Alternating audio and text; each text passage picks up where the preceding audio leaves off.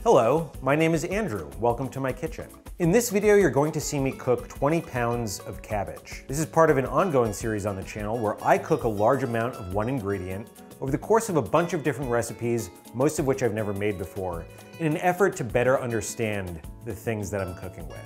I think cabbage is one of the most useful pieces of produce, but one that I honestly don't cook enough of. But every time I have it, I think, geez, cabbage is great. Like if lettuce went to the gym, it would be cabbage. So I've already made all of these recipes, and now I'm gonna take you through how those experiences went. The first dish I made was a Napa cabbage mille-feuille, and I actually made it with the help of my friend Inga. I noticed this dish on her Instagram, asked her if she would come over and make it, and this is how that went. Inga, welcome to my kitchen.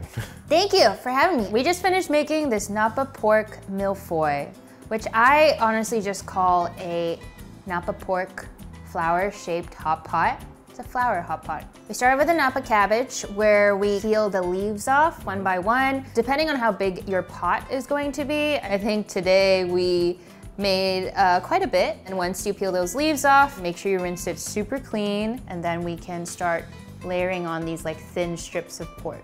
The sort of pork that we bought is what you might typically buy for hot pot, right?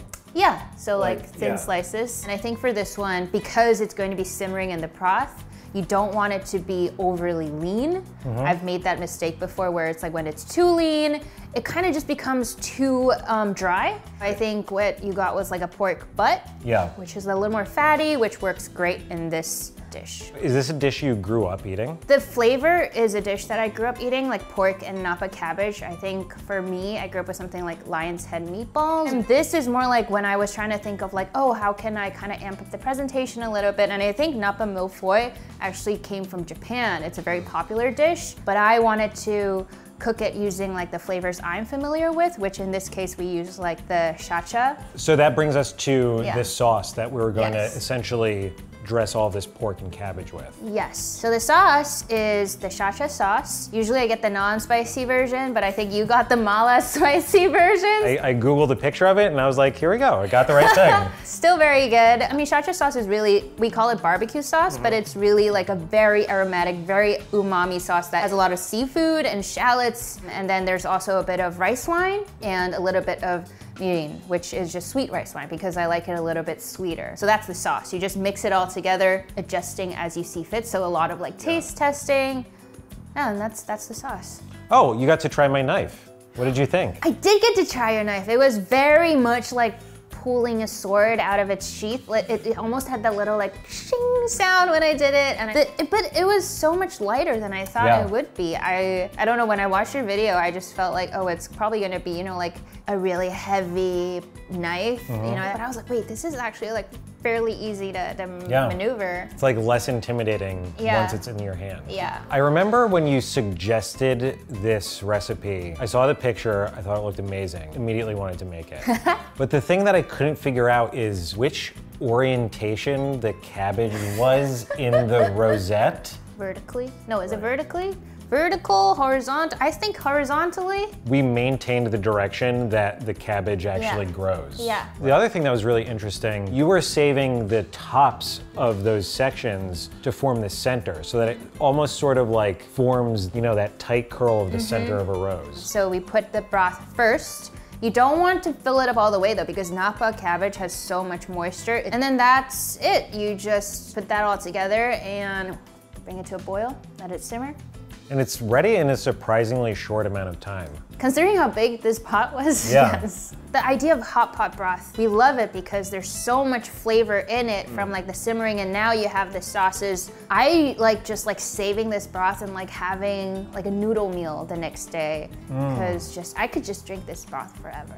I was really surprised because we had the pork butt that was gonna be layered in there, and the broth that I picked was a pork-based broth.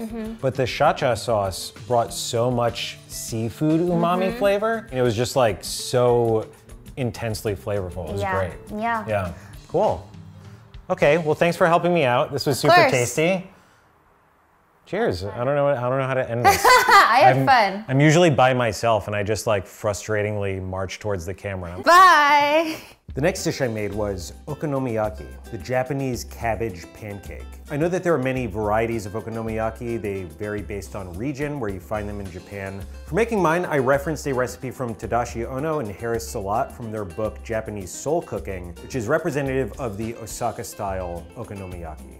So I began by preparing the cabbage. I took 1 head of green cabbage, splitting it into wedges, removing their cores, and julienning it very thinly. I then made this very simple batter of flour, baking powder, salt, and sugar, mixed with dashi. I used hondashi, which is a form of instant dashi. So for combining the ingredients, I tried to reference a bunch of different YouTube videos of actual vendors in Osaka mixing them together. And what stuck out to me most was mixing the cabbage right before frying the pancake so that it's not gonna draw any water out of the cabbage, and cracking the egg and mixing it so that it's just combined but not totally a homogeneous mixture.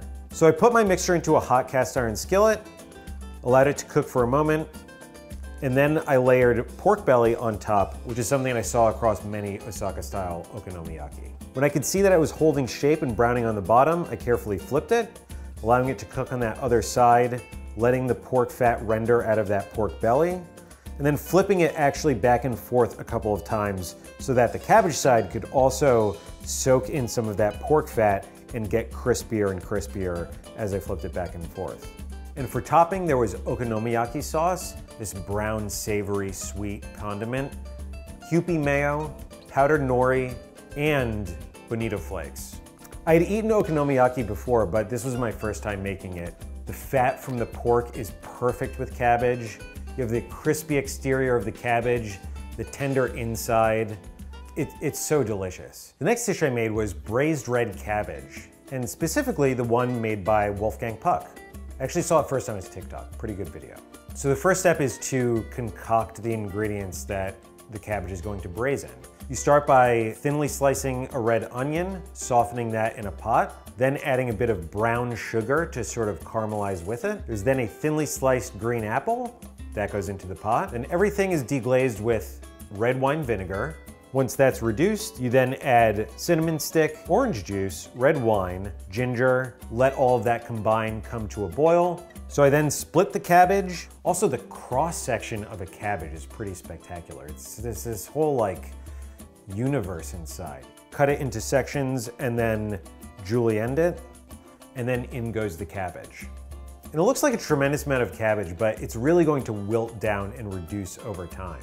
So that then goes into the oven, stirring and tasting occasionally to see how things are. And that's essentially the braised red cabbage. I think it's really good. I think it actually sort of occupies this interesting category that's like both side dish and condiment, especially with having apple and cinnamon. It's kind of like a more savory applesauce, which makes total sense because it's often paired with pork, just like applesauce. I made it with this beautiful pork chop, and when you have this sort of interaction of fat with the sour and sweet of the cabbage, that's when it really comes alive. I love this, very tasty. It's actually more purple than it is red. That's my only critique. The next thing I made was cabbage cooked in beef tallow. And this isn't really a recipe that I got from anywhere, but rather a thing that I really enjoy cooking because I think it points out a couple of interesting things about the ingredients involved. So I'll usually cut my cabbage into thick wedges. And I do that because I want to create a very flat side that will come in contact with the heavy skillet that I'm using. So a while back I made French fries for a different video, and I blanched the potato in beef tallow, which is really the classic way to make French fries. And it lends this very meaty, rich flavor to the potato. And I had all this excess beef tallow, so I started cooking it with lots of different vegetables. And cabbage is one of my favorite things to do that with because the structure of a cabbage is so sturdy. You can cook it at a high temperature for really a long time and get a really nice even golden color on either side, while the inside sort of steams on itself and becomes tender. And I had this realization that a lot of the time when I'm really searching for a certain type of savory, indulgent flavor, really all that I'm after is the flavor of this fat and salt, and that I can achieve that in a much simpler way at home rather than going through the whole process of making French fries. I'm not saying that this is as great as French fries, But what's surprising for me is how many things it has in common flavor-wise with a really great French fry. Not really much of a recipe, but more so my attempt to distill some thoughts I had on why I like the taste of certain things. So the last dish I made is stuffed cabbage. This is a dish that you can find across Eastern Europe, Central Europe, around the world really. But the recipe I make is from my Ukrainian family and what we call holubchi. So I start by making the filling, which is equal parts ground beef and pork. I'm then gonna take brown rice, which I parboil, drain, and add to the mixture, as well as diced onion. I then also have some basic tomato sauce that I've made previously. I then add some heavy cream to that tomato sauce and add a few tablespoons of that to the filling to sort of soften and flavor the whole thing. Then it's time to process the cabbage. So usually for this amount of filling, it'll take 2 or 3 heads of cabbage.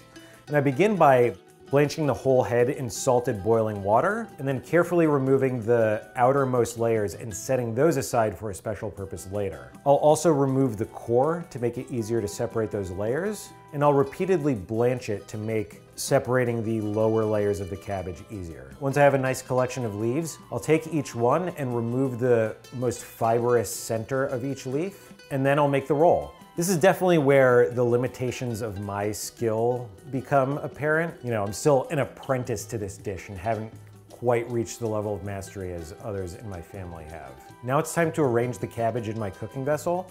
I'll start with a bit of that tomato sauce on the bottom of the pot, and then I'll take those outermost leaves that I set aside earlier and arrange those on the bottom to make sort of a protective layer. In a vessel where I'm having multiple layers, I'll add more tomato sauce and more of those outermost cabbage leaves to create sort of like an insulated moisture barrier. And I'll do the same thing at the very top of the pot as well. And then that whole thing goes into the oven. For this heavy pot of this size, it's gonna take a couple of hours to make everything nice and tender. Here they are reheated the next day in some more of that tomato sauce. For me, this is one of those beautiful foods that's a little bit involved to make, but really quite simple and achieves something so much more than the sum of its parts.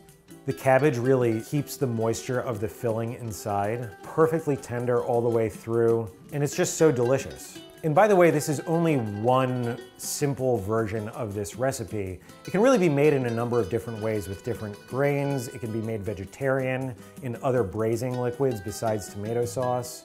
But as a way to make a large amount of food in a foolproof, delicious, tender way, it is a genius recipe. Well, that's how I cooked 20 pounds of cabbage. I hope you enjoyed. If you're wondering why there wasn't any fermented cabbage in this video, it's because that's a big topic that I would love to cover in its own dedicated way. If you have any suggestions on other ingredients I should make in the future, please comment below. But otherwise, thank you for watching.